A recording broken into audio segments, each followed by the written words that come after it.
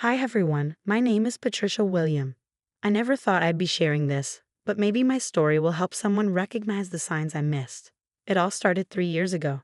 I was 28 and running my growing interior design firm when I first met Thomas. "We need something modern yet timeless for our new corporate headquarters," he said during our initial meeting. His confident smile and trust in my vision for the space were magnetic. Thomas's compliments became a regular thing. "Your eye for detail is incredible," he'd say, often lingering after project meetings. One coffee date turned into dinner, and before I knew it, we were inseparable. His mother, Catherine, was warm and welcoming from the start. "Sweetheart, you bring out the best in my Thomas," she said while helping me pick wedding flowers. I haven't seen him this happy in years. Our wedding was a dream, and the first months of marriage felt perfect. Thomas showered me with thoughtful gifts and surprise weekend getaways. When I found out I was pregnant just 6 months after the wedding, his excitement seemed genuine. Catherine was over the moon. "We need the most magical nursery ever," she exclaimed, thumbing through design catalogs with me. But then, little things started to change. Thomas's work meetings stretched later and later. Odd charges appeared on our credit card statements. "The market's been crazy," he explained casually. "Just some client entertainment expenses." My best friend, Sarah, noticed first. "Patricia, isn't it strange how he's never home for dinner anymore? And what about those late-night texts?" I defended him, brushing it off. "He's working hard for us." Even Catherine seemed uneasy.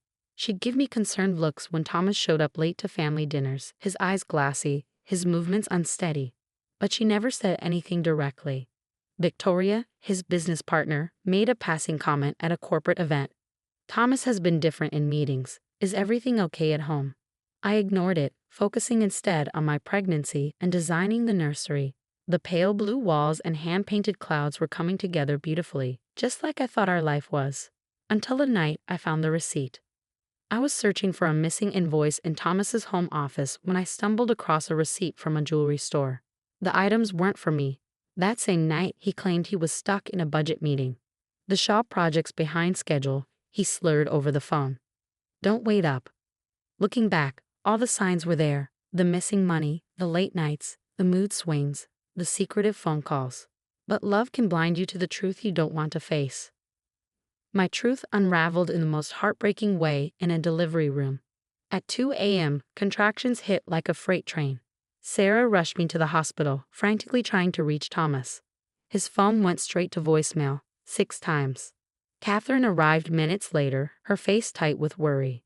"He's not answering my calls either," she whispered, squeezing my hand as another contraction racked my body. 3 hours later, Thomas finally stumbled into the delivery room. The sharp stench of alcohol announced his arrival before he even spoke.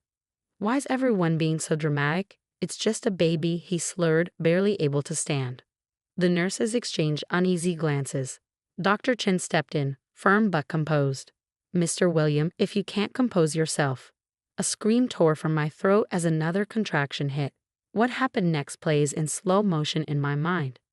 Thomas lurched forward, his face twisted with rage. "Shut up. You're embarrassing me." His hand struck my face before anyone could stop him. The room erupted. Security guards rushed in. Catherine's scream mixed with the shouts of the medical staff. "Get him out. Now," Dr. Chen commanded, her voice like steel. "That's my son," Catherine cried, grabbing his face. "Thomas, you're high. You just hit your wife in labor. Leave, now." Thomas was dragged out, kicking and shouting. The next 2 hours were a haze of pain, tears, and sheer determination. At 7:43 a.m., Alexander James William entered the world, perfect despite the chaos that had preceded his arrival. As I recovered in the hospital, Catherine went to our house to gather some essentials. When she returned, her face was pale, and she clutched a small bag tightly. "I found these in his office," she whispered, showing me photos on her phone. Hidden compartments revealed baggies of white powder, pills, and drug paraphernalia. "There's more, so much more." The truth hit me harder than Thomas's slap ever had. The missing money, the erratic behavior, the late nights, it all made terrible sense. 3 days later, Catherine and I confronted him. She insisted on being there, and thank God she was. "You went through my private things." Thomas's eyes were wild, unfocused. "You had no right." "You're an addict, Thomas," Catherine's voice cracked with pain. You need help. His face twisted with rage as he lunged forward, knocking his desk chair to the floor. You're both crazy. This is my house, my life. You hit your wife while she was giving birth to your son. Catherine snapped, stepping between us as he advanced.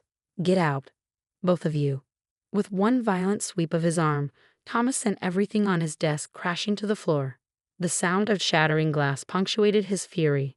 I clutched the photos Catherine had taken, proof of his addiction, proof I wasn't imagining things, proof that my seemingly perfect life had been built on lies.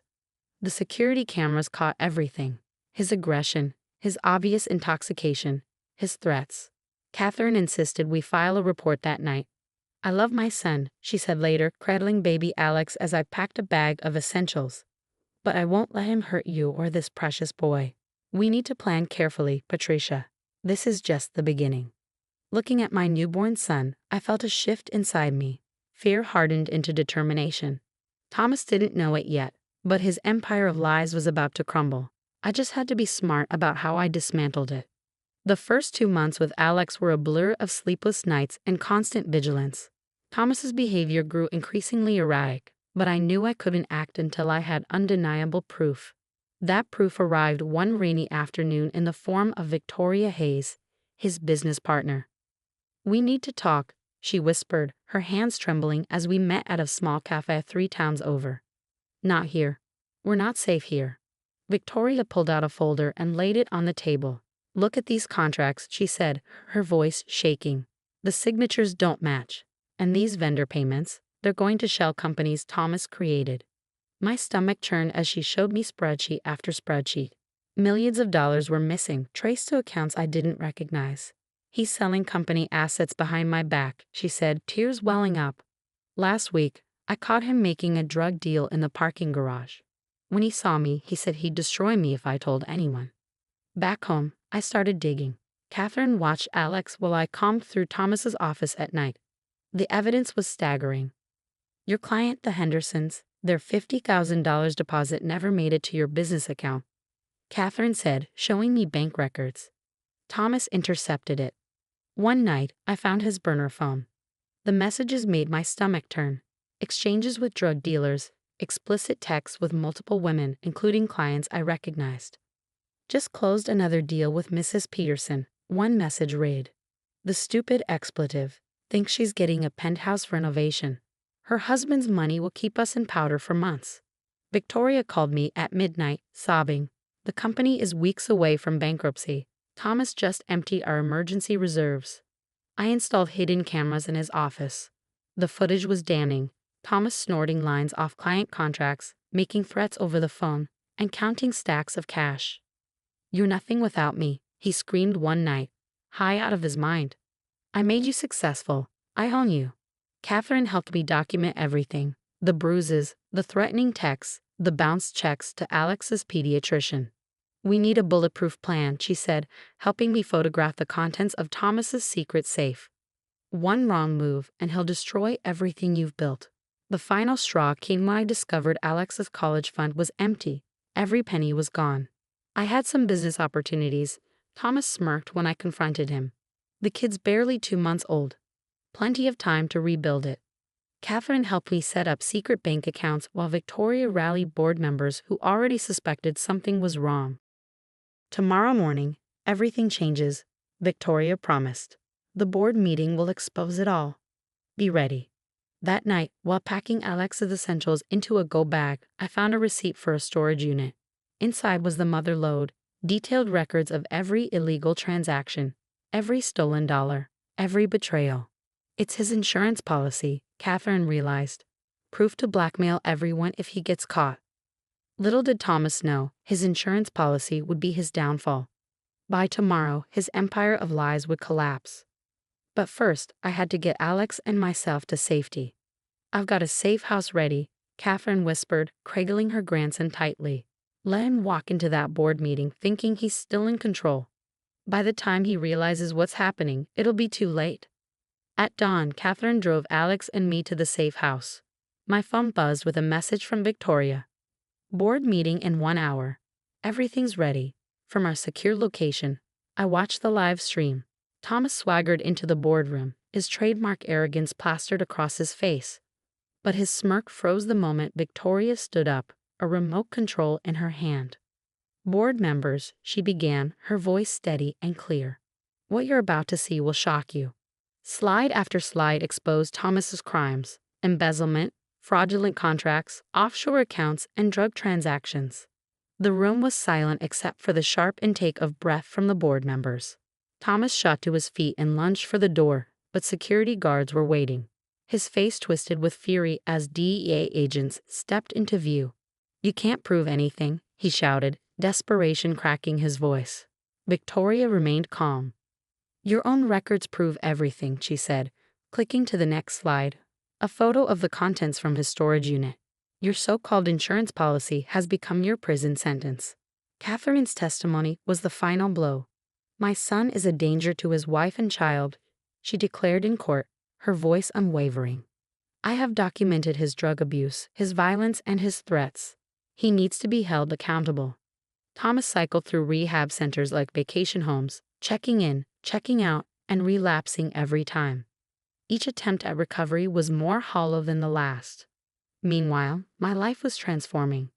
My design firm, Phoenix Interiors, rose from the ashes of my shattered marriage. High-profile clients who admired my strength trusted me with their projects. "Strong women support strong women" became our unofficial motto, and it resonated deeply. 3 years flew by. My studio was thriving, and Alex had grown into a joyful preschooler who loved helping me paint with his toy brushes.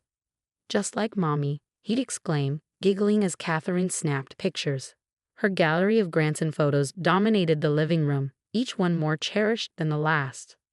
On Alex's third birthday, a letter arrived.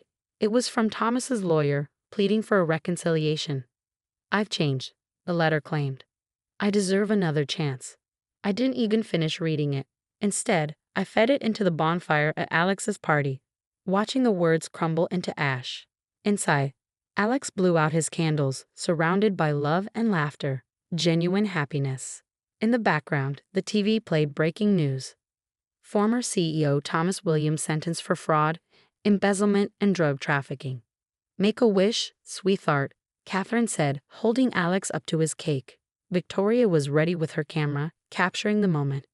Looking around at my real family, Catherine, who had chosen truth over loyalty to her son, Victoria, who risked everything to expose corruption, and Alex, my sweet boy who would grow up knowing only honesty and strength, I realized some wishes had already come true. "Mommy, can we paint my room blue tomorrow?" Alex asked, frosting smudge across his cheek. I smiled, meeting Catherine's proud gaze. "Of course, baby, we can make it any color you want." Because we were free to create a life filled with joy, integrity, and hope. Thomas's prison sentence was justice, but our happiness, that was the sweetest revenge of all. What would you have done if you discovered your spouse's addiction and betrayal at one of the most vulnerable moments of your life, during childbirth? Would you give them another chance, or would you choose to protect yourself and your child? I'd love to hear your thoughts in the comments.